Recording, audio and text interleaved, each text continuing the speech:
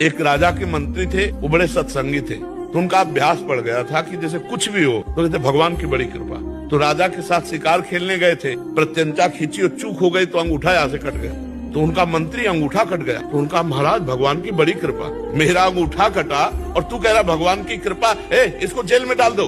बोले ये भी भगवान की बड़ी कृपा। उनको अनुभव था कि मंगल भवन भगवान से कभी अमंगल हो ही नहीं सकता। अंगूठा कुछ दिन में ठीक हो गया।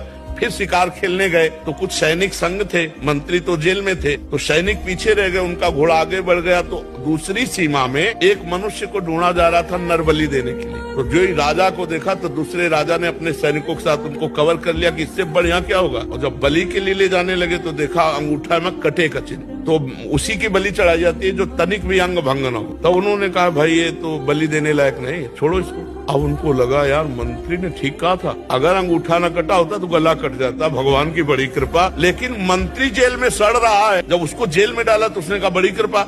अब गए सीधे मंत्री को बुलाया और कहा भाई हमारा अंगूठा अगर ना कटा होता तो गला कट जाता, पूरी बात बताए, लेकिन तुम जेल में सड़ रहे हो, ये कौन सी तुम्हारी कृपा।